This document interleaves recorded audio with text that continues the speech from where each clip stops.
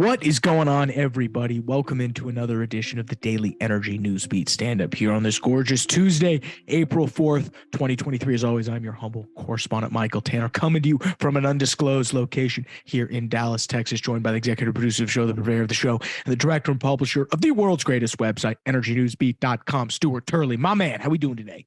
It's a beautiful day in the neighborhood, but holy smokes, there's a lot of news going on, dude. We're sitting in and getting ready for an absolutely banger of the show. By now, if you guys are reacting to the OPEC plus 2.5 million barrel cut, we have all of that analysis followed by some great stories that Stu's put together. Again, all of these stories are available via the world's greatest website, EnergyNewsbeat.com. First up on the menu, OPEC plus output cuts are unadvisable.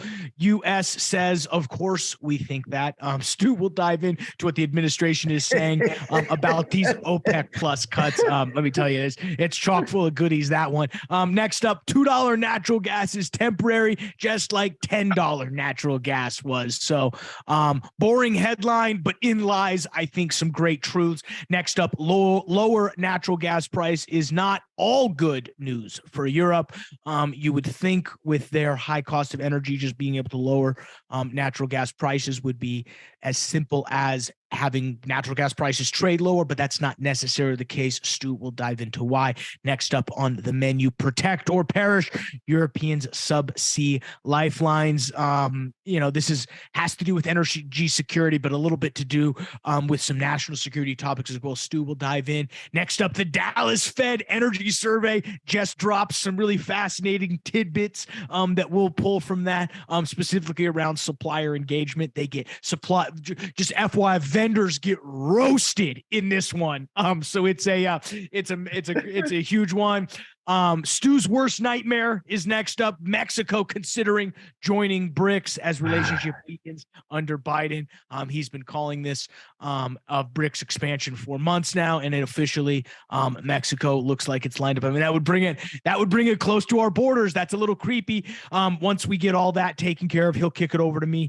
I will cover what's going on in the oil and gas markets. I mean, clearly oil prices over $80, so we will breathe a sigh of relief. That's great for everybody around. Natural gas still trading at $2.10. We will break it all down. M&A deal, Ovintiv buying 4 NCAP backed companies, a total of 65,000 net acres in the Permian.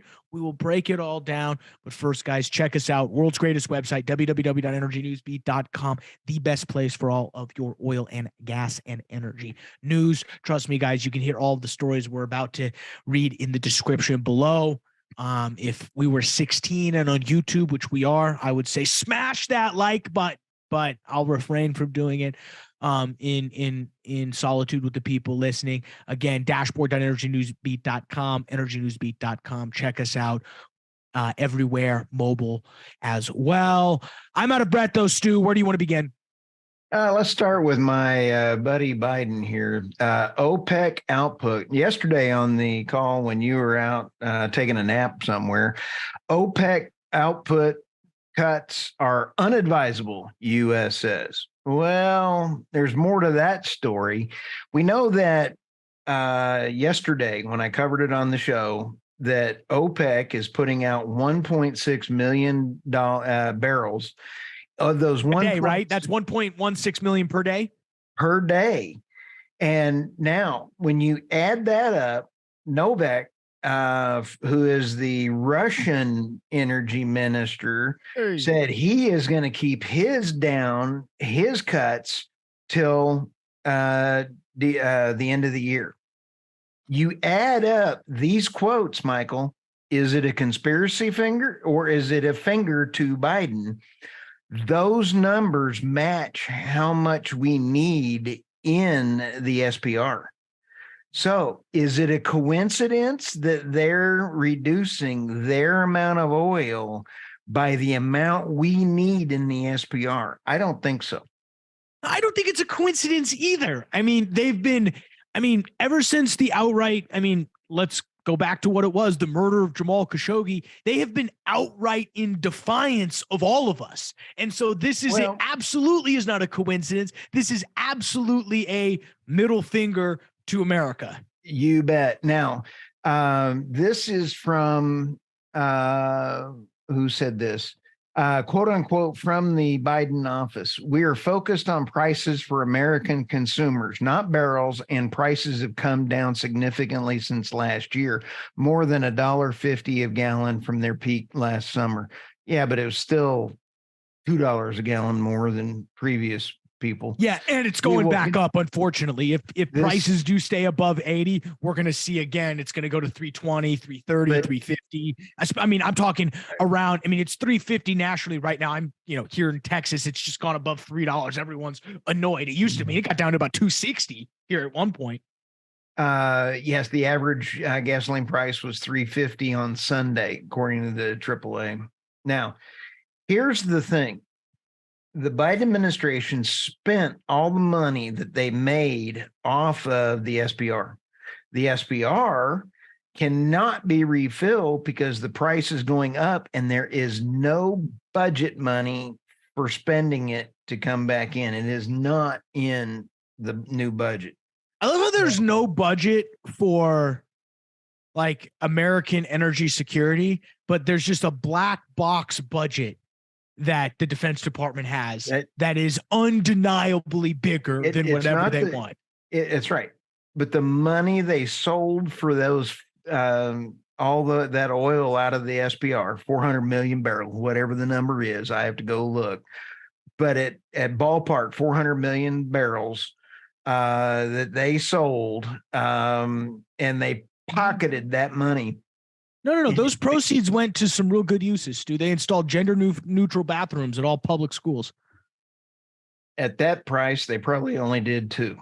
So, okay, let's go to the next story. All right. The next one, let's take a look. $2 natural gas is temporary, just like $10 natural gas was. The same analysts believe that gas was heading to 15 or 20 last year are now calling for $1.50. Michael, do you know somebody was calling for $1.50 a little while ago? I don't. I hate to tell you. I know. I don't. I'm going to go pull the tape. It was me. Pull the tape. It was you. Anyway, take a look at this article, Michael. Seasonality. I don't know anymore how to even judge anything. That was actually, I'm going to admit, be shocked. It was actually a lucky guess. I just knew it was going to go down. But the bottom line in this article, we believe that $2 natural gas is unsustainable as $10 natural gas, yet it may take time for the pessimism and supply gut to work itself out. We can't rule out the front month, I can't even talk today, touching 160 as it did in 2016, but it isn't likely. And then they come in and say $1.50 right after that. So what are your thoughts?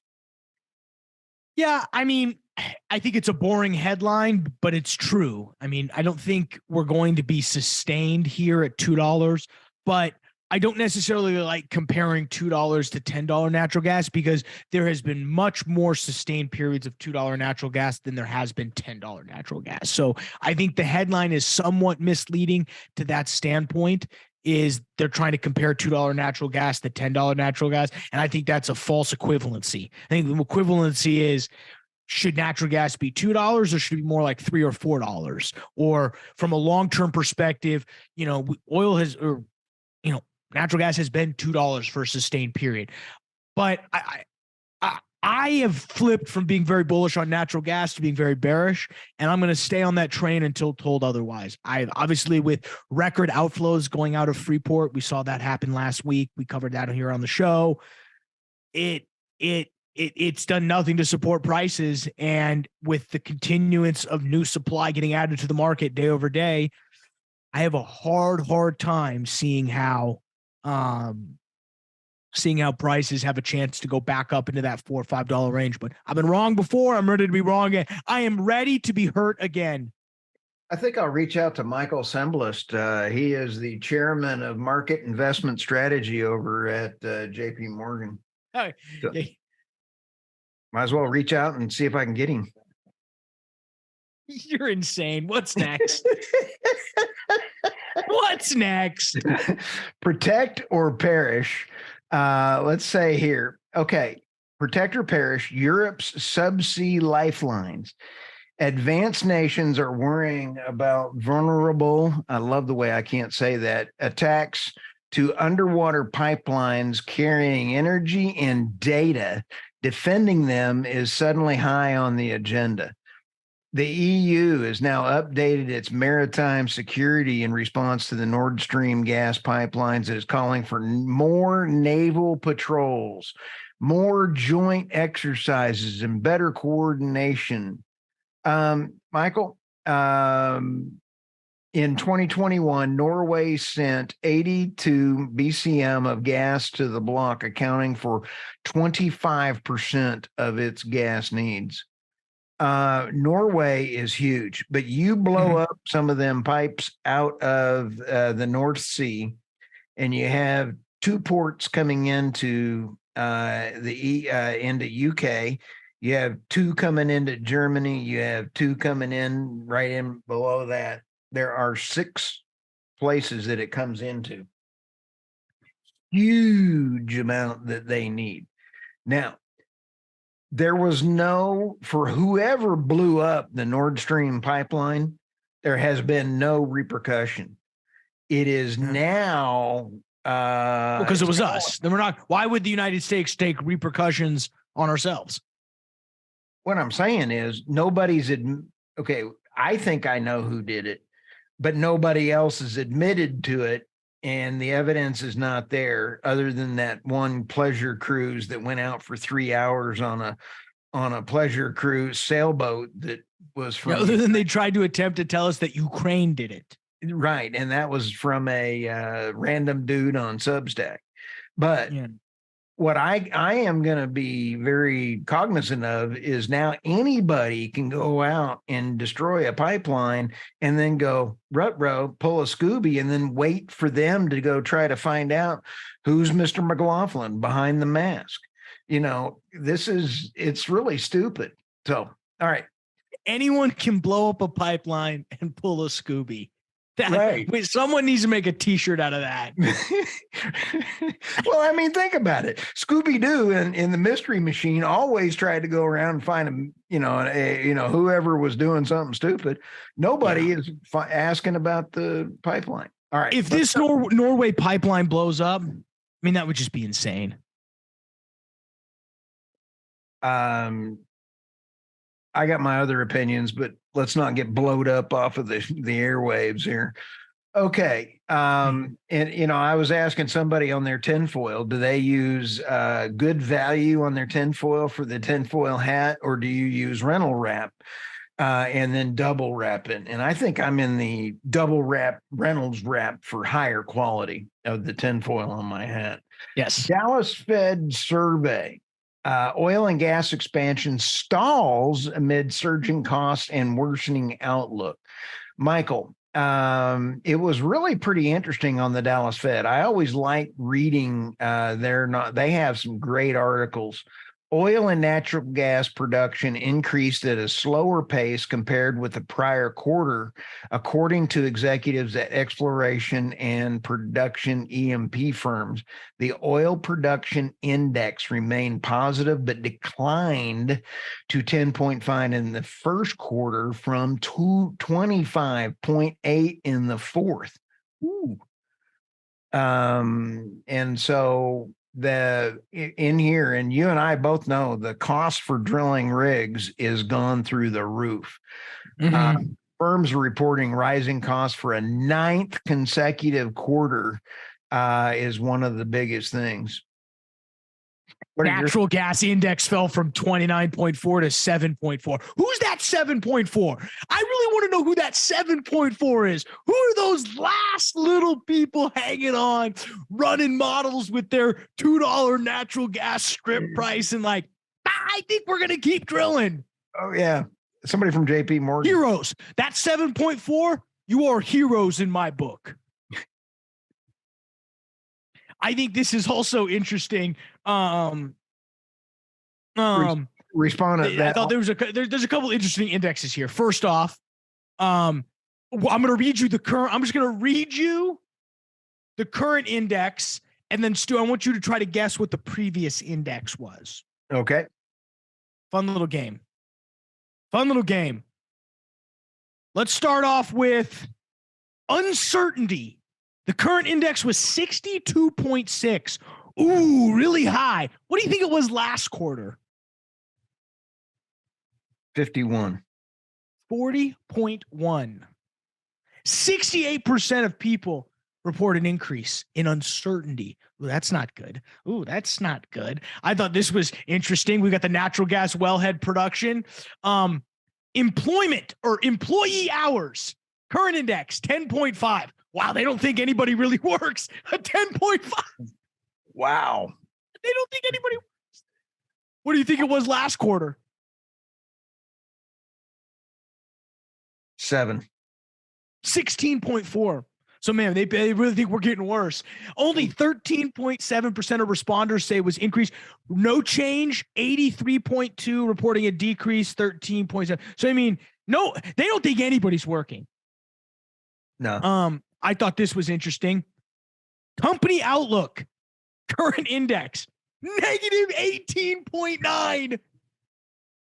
What do you think it was last quarter? I do not even know. 6.5.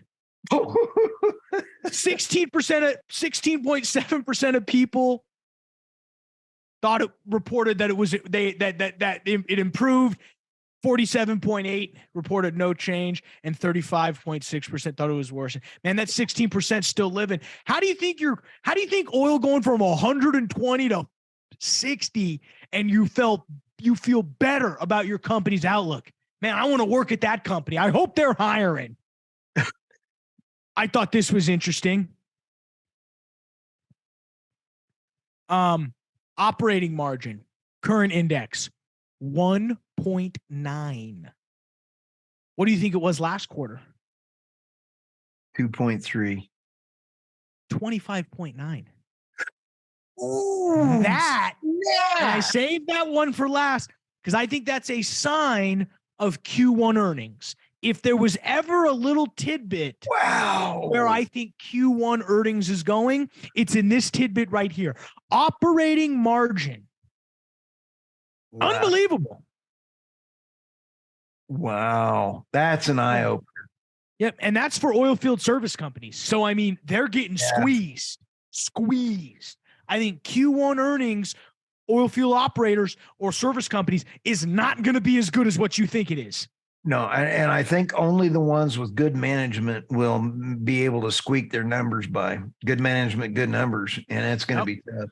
Liberty will be on track. Halliburton will lose a bunch of money. Schlumberger will lose a bunch of money on new tech. The managers over at Liberty, they watch it like the numbers like a hawk. It's amazing what they do. I mean, a week goes by, and if there's a burp in those numbers, they're on them. Well, they're not busy rebranding their corporate brand like Schlumberger is. Like they've got bigger fish to fry, like worrying about their operating margin, which according to this survey is near zero. Oh, man. Let's go to this one here. Mexico. Are you done on that? Yeah, I just thought it was the dead phallus. We could spend years talking about the Dallas Fed survey. I think there's one takeaway. The future for oil and gas is choppy. People feel very mixed. And I think Q1 earnings is going to be spicy. I think for the rest of the year, they did say in the Dallas Fed that they think WTI will be 80 by the end of for the rest of the year. I can agree with that as an average. I think WTI will range between the 80 and 92. If I had to do a crayon math just based off of what I know, but that could be totally wrong. I can't even predict, what I'm going to have for breakfast tomorrow based on this. What's next? All right. Mexico considering joining BRICS as relationships weaken under Biden.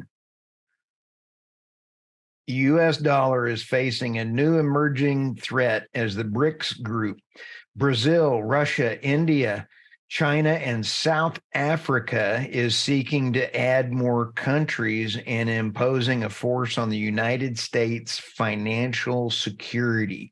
Mexico is now rumored to be interested in joining the coalition, according to a new report.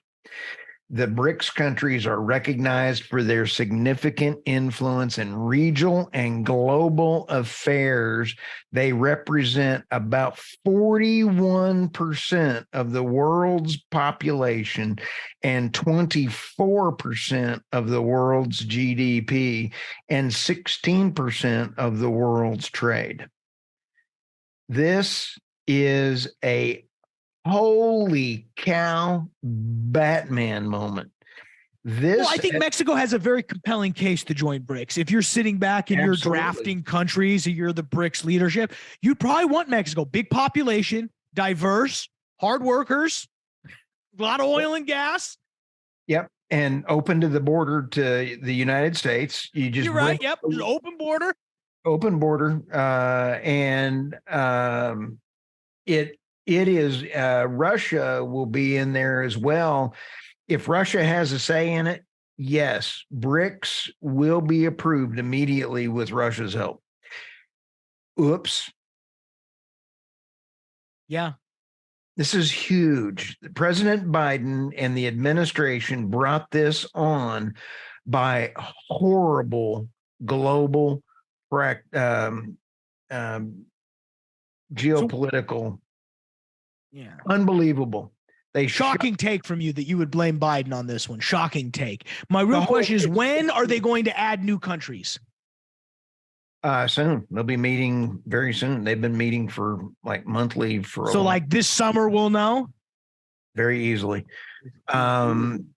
And you will see the petrodollar is already going south. Yeah, I know. I've been hearing you. Whoa.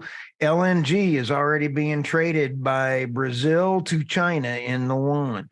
You already have India, Russia, you already have Iran, you have Iraq, all trading outside of the petrodollar. It's here. No, it is here. It's definitely here. I think we save this for another show, but I think the real question is, what does that mean? Like, what does that mean? What does that actually mean then if we start trading oil and gas in yuan? I think it's an open-ended question. What does it mean? Well, it's going to mean two things, and I don't know the answer to this. I've asked the question, and I can't get an answer on it to a lot of industry folks around the world. And that is, will OPEC lose control over the pricing metrics? I mean, they can sit there and say our production, but if BRICS is actually buying outside of the production and the petrodollar, and I know you're going to laugh, but the dark fleet, all of that is outside of the OPEC constraints. The dark fleet. Yeah. The dark fleet. Darkness it is. I mean, I think you're right. I don't know. I'd pause and say every other country exists by not having their currency be pegged to oil. So we will survive as a nation without being pegged to oil. So it's not the death to America. No, it's not death, but financially, by printing money, we owe what, 36 trillion dollars in our debt. We've passed trillion between friends. Oh, you and I started years ago going, what's a few billion? Now it's what is a few trillion between friends? Nobody even can imagine what $1 trillion is. But if you'd like to give me $1 trillion, though, I'll let you know how it feels. So happy to partake. I'd be thrilled to pay taxes on that. I'd even pay half. Give me $500 billion and I'd pay half of it to tax. I'd pay 90%, Bernie. I'd still be happy. All right. Back to you. All right. Well, I think moving over to the finance section, guys, I think there's two big things to worry about. Overall markets, S&P 500 was up a quarter of a percentage point. NASDAQ dropped a quarter of a percentage point. The real kicker, though, oil price is currently trading $80.36, up over 5% and over $4 for the day, as Stu mentioned in our opening segment, off the back of a 1.16 million barrel per day cut to go along with some other Russian cuts, which bring it up to about 2.5 million barrels a day. Obviously a surprise cut. I did catch wind on Twitter. I noticed on Twitter that there was a report out that the Biden administration actually got a heads up of this cut. So they were informed of this on Sunday night before markets opened, which was fascinating. Funny how this drops on a Sunday. This was probably negotiated weeks in advance, but they understand the media cycle very, very well over there at OPEC, baby. They understand it mightily well, understanding the nice little Sunday afternoon OPEC drop, production supply drop will cook markets. And they were absolutely right. Brent jumping up to around 86.34. So, they've got their sight sets $100 Brent. So the real question is, where do we go from here? I think, with these cuts, we probably could see 85 WTI, probably somewhere in that $95 range for Brent. Do we get up to 100? I don't quite know. I think we'll see how these next few weeks trade forward. On the natural gas guys side, unfortunately, nothing's really changed. We're still sitting at $2.11. The oversupply is still a factor.